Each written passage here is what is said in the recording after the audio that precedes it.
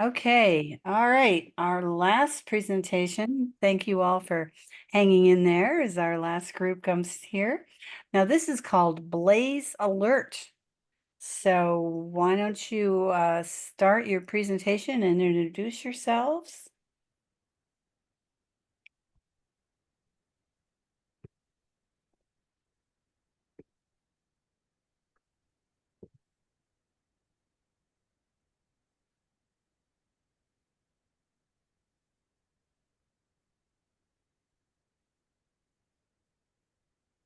Okay, whenever you're ready.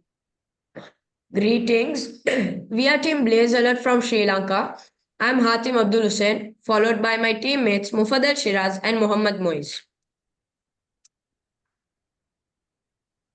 Wildfires threaten lives directly, and wildfire smoke can affect all of us.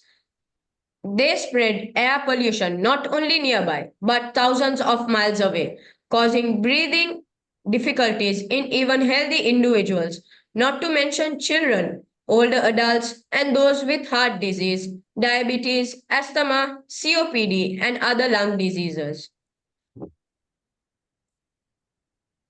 Global warming and climate change are increasing the frequency and intensity of wildfires. In 2020, wildfires in California alone cost $12 billion in damage. Traditional detection methods are often slow and reactive, leading to great damage. Our device detects wildfire gases such as carbon monoxide and methane, which is detected by a gas sensor, which is the impurate gas sensor. The readings, the Arduino then reads the gas levels from the impurate sensor and converts them to ppm and compares them to a preset threshold. And if any abnormal concentrations are detected, the Arduino Uno sends a signal to the authorities via the SIM900A GSM module we have used.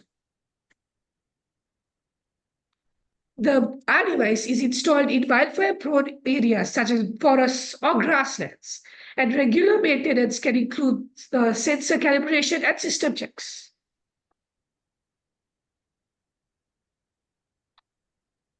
The benefits of a device is early detection of wildfires. Normally, when wildfires become huge, then only they're spotted and then acted upon, which causes a lot of pollution and a lot of land damages as well.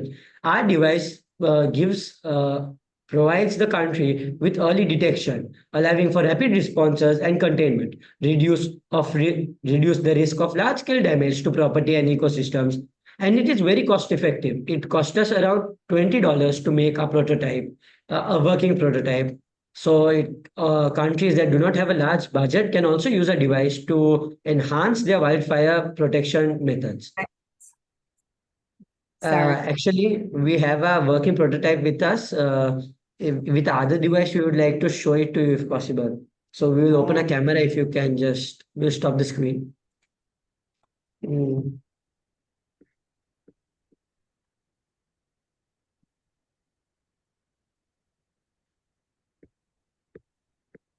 Is it visible?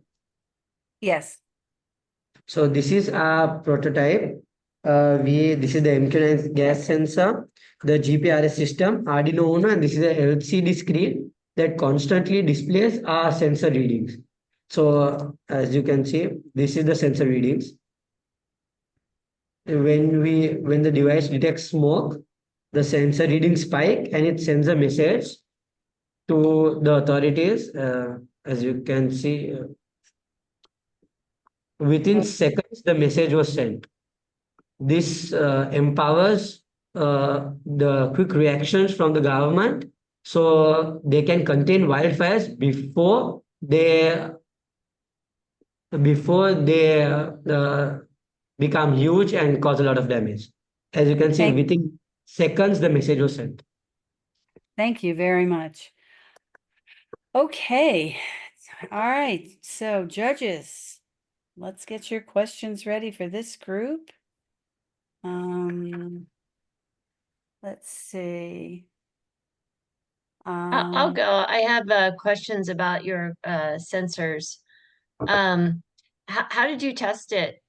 how did you test your carbon dioxide and methane sensors? So, just like we did right now, we would start a fire, a small fire, and then we would test the readings, and we would go to normal environment and we would check the normal environmental readings also. So then we can account for that also, so it does not send a false message when there is no fire. Do you have you tested it to see what its maximum is?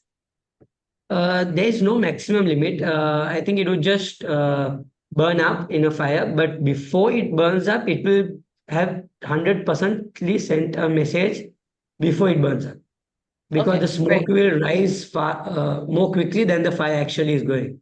So it actually detects the smoke and sends a message to the authorities. Great. Thank you. Arun? So, have you, just as an extension to Dr. Colleen, did you test for any just smoke or any specific gases? So it detects specific gases such as carbon monoxide and methane that are caused by only wildfires. So it will most probably not send a false message unless it's actually on fire going on. We have tested it with other stuff as well. Okay.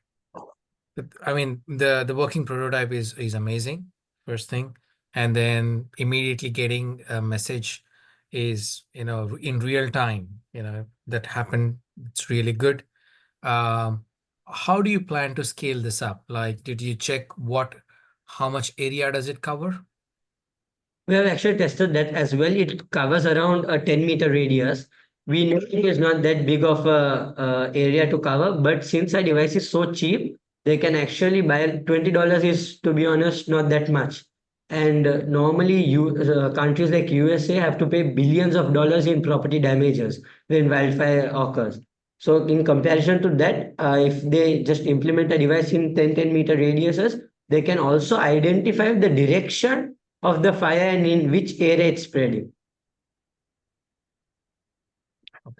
Juan Carlos? Sure. Again, like you have like a working prototype. You work with hardware and software. My question will be, in the implementation process, you mentioned like USA or another countries. Who will put these devices, and how many devices you think a country, a big country like USA needs to prevent wildfires? So it actually depends on the type, on the forest that they want to implement the device in. And according to how big the forest is, it may around 50 to 100 devices they may need to cover the whole forest. 200 devices. No, 50 to 100 devices. Okay. Other question? Uh, Oh, go ahead. well, I have a question like, what did you learn from the experience from working with the prototype, learning about, the damage of the fires? What did you learn from this? Our research actually showed us how much pollution is caused by wildfires. Like, we really don't know the amount of pollution when forests are burning for days. The amount of CO2 it produces is very large, and it contributes most to the global warming. Wildfires contribute most to the global warming. We learned that, and we learned 3D printing also in the process of making a device. This is actually the 3D printed case we actually forgot to show. Our whole circuit that we showed before will go inside this box. As you can see, this is the GPRS antenna, and we have the sensor down here. So it will actually go on a tree like this, and it will detect and send the messages. Other questions? What kind of help did you get from, others, friends, family, counselors, academicians? Mostly, the project was done by us three, but getting feedback and practicing a presentation in front of our friends and teachers really helped us get ready for this 30 presentation today. Any other presenters have a question for this group? Well, I'd like to. Oh, I'm sorry, Shen. You got about 4 seconds. I only think about where did you put the invention? Sorry, we could not hear you. Where did you put the inventions in the forest? On the trees or on the On On trees. trees. Oh, Thank you. All right. Thank you very, very much. Very nicely done.